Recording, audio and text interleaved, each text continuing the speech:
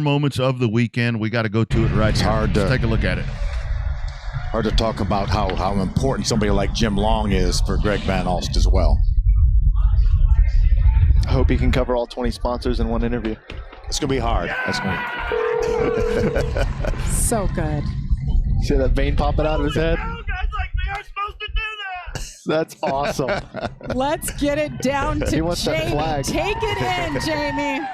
As Greg Van Alst climbed out of that car, he said, guys like me are not supposed to be able to do this.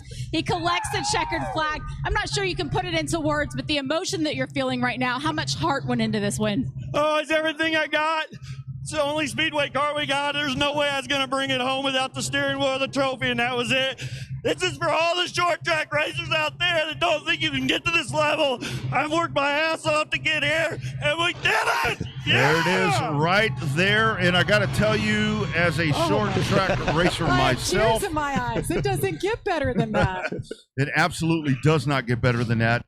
Greg Van Alst winning the ARCA race, and what a popular win that was. We go to the Lone Star Speed Zone hotline for the first time tonight, and we bring him in, driving that hauler home. He finally made his way back. Greg, how you doing, sir? Oh, I am wore out and still in disbelief.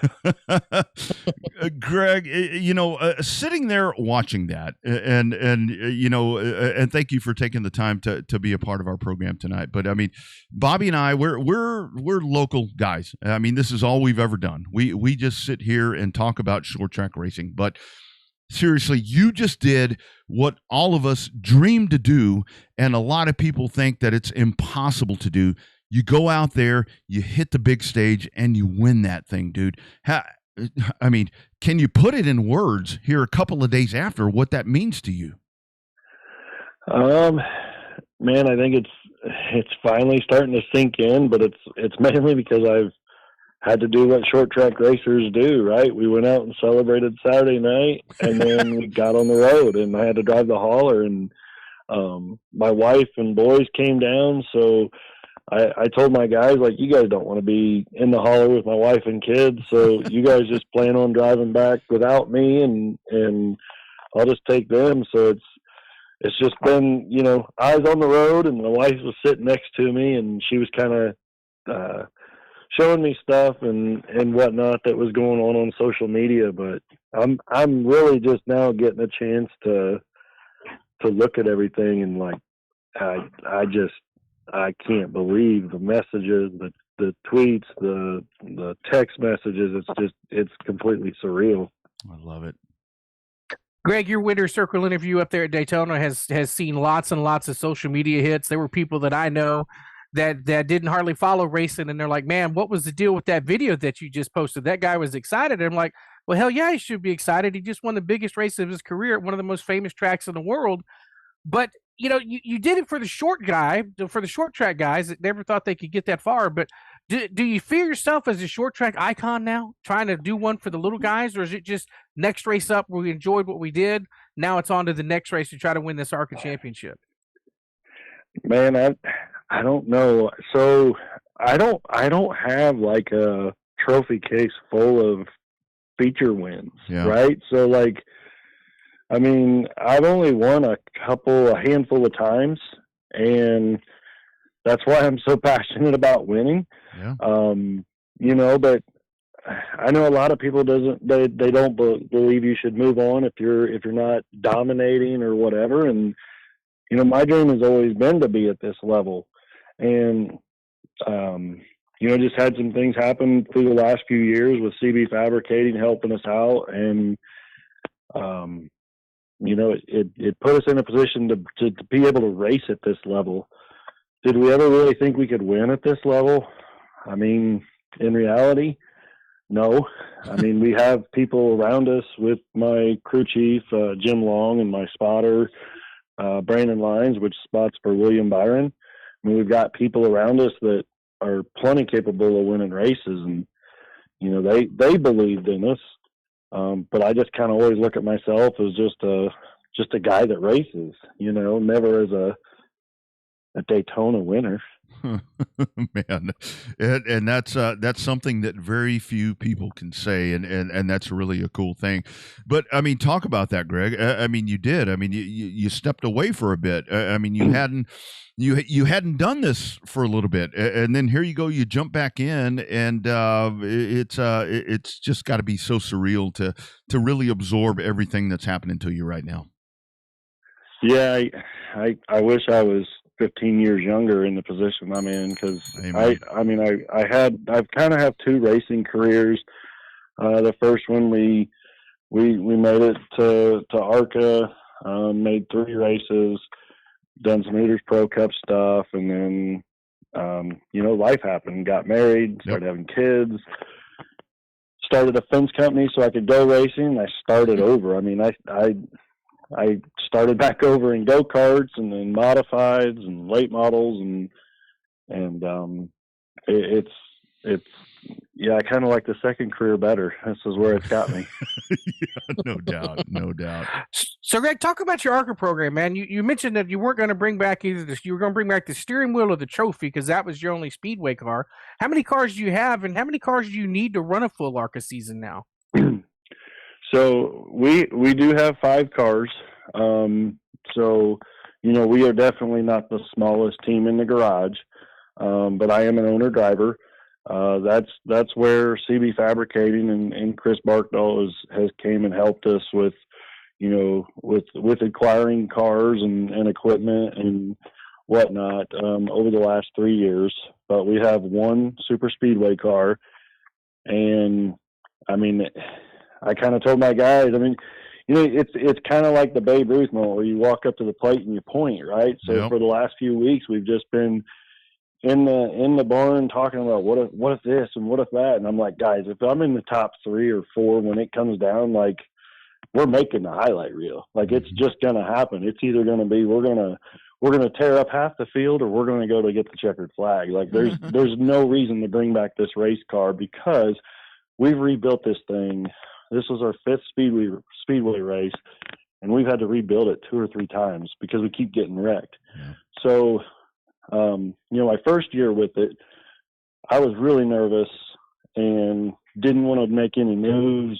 Just wanted to play it safe because, man, if I wreck it, I'll never be able to be able to race Daytona again. Right. And we got wrecked at Talladega, and then I built the clip on a welding table inside CB Fabricating, and brought the clip back home.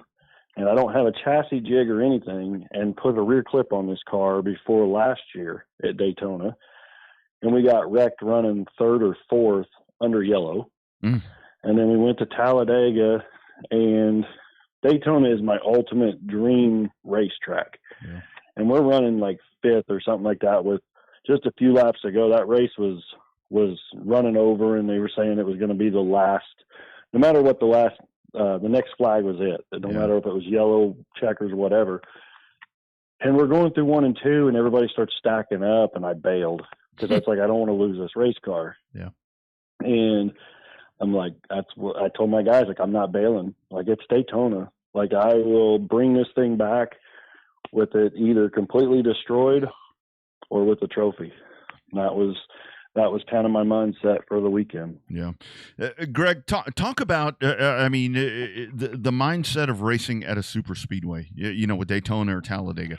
That's one of those things. I mean, we can sit here as short track guys, we know what it takes right there with just all of that. But to race at one of those big ass racetracks with everything that's going on. I mean, a lot of times the spotter's the one driving the car, it seems like.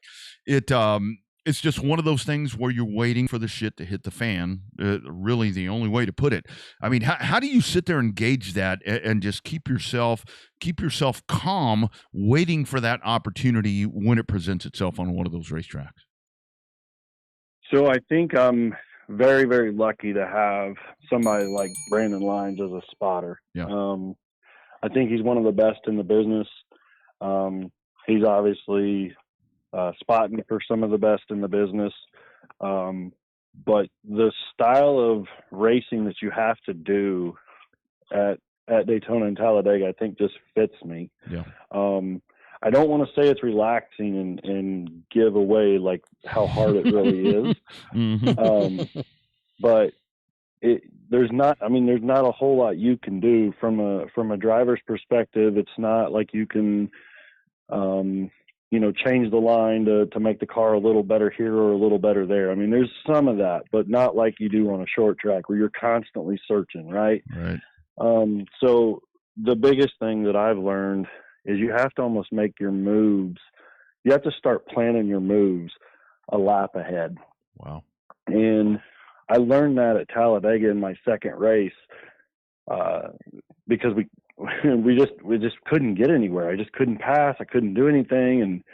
And they tell you to just never lift, and you get going in the draft and you start cracking the throttle, and you'll crack the throttle on the backstretch, and then it affects you going across the trioval. Right. And once you learn where to get a run and how to make a run work, and that then you can start putting yourself into position to make passes. And coming to the last few laps of that race, I kind of had a plan and knew what I needed to do, and just hoped it would all my experience of the 5 races that we've ran, that all that experience would come into play in that last lap. Absolutely.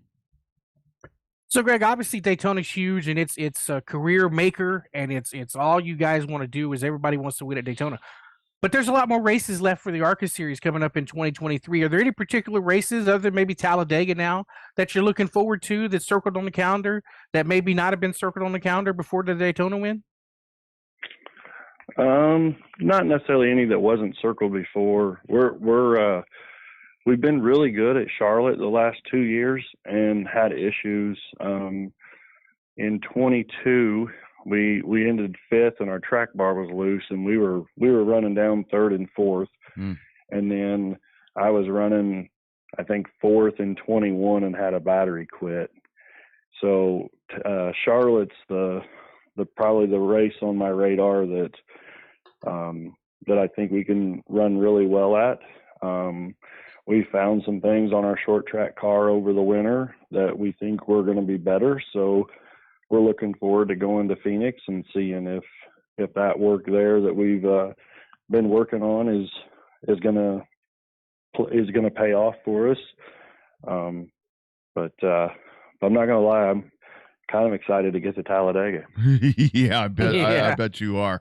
I mean, lastly, Greg, it's got to be like you're talking about right there. You've got some cars in place, but to get out there, the ARCA series, I've watched this thing for longer than I care to talk about, but to see what it has become, to get out there and not be one of the Venturinis or one of the Cup funded teams and all of that, to get out there and win that race to you, man, it got to be special, man. It's got to be so special to know that you really did do this. Short Track Nation has really united around what you did on Saturday. That is awesome. I do want to point out that, like, you mentioned the Venturinis, right?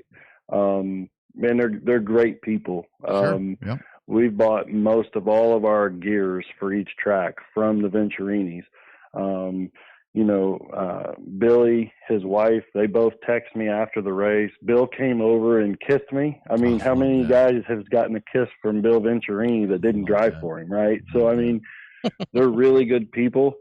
And, there's other teams that have got Cup affiliation and manufacturer support, and man, that's why I really like the ARCA series, because what you see on TV is it's all competition, but man, back in the garage, it's really just like a big family that goes racing with each other every weekend. So it's really cool. Yeah, that's what it's all about, man. That's why we do it every week, every chance that we get. Super excited, Greg. Thank you so much for getting us into your schedule here, man. Super proud of what you did, and super proud to call you a short track guy. And I know all the Texans are all excited for what you did right there, dude. You give us all hope, my brother. You give us all a lot of hope with what you just pulled off. All righty. Thank you. And if anybody's out there listening, just don't give up on your dream. Just keep plugging. Oh, love it. Love it. Beautiful, my man. Good luck the rest of the year. We'll talk soon, brother. All righty. Thank you. You bet. Take care. There he goes. I'll tell you, how about that right there? Everything that he's talking about. I mean, that's for all the negative stuff, and especially when it comes to ARCA. So many people frown on the ARCA thing. For him to go out there and do that, I thought that was so damn cool. I thought that was so damn cool for that dude to go out there and win that ARCA race. Well, it really was. It was a great story. It was probably the best story of Speed Weeks. I mean, I think that rivaled even, the small JTT Geordie team getting the win in the Daytona 500 because it's one of the local guys, right? One of the local heroes that you talk about, the short trackers that made it big. His interview was fantastic, and I think the ARCA race itself was fairly underrated. I mean, there wasn't a lot of extracurricular crashes like there normally is. I mean, you've seen that race get taken over by crashes. I mean, there's been times before that you don't want to miss the ARCA race not because it was going to be outstandingly amazing,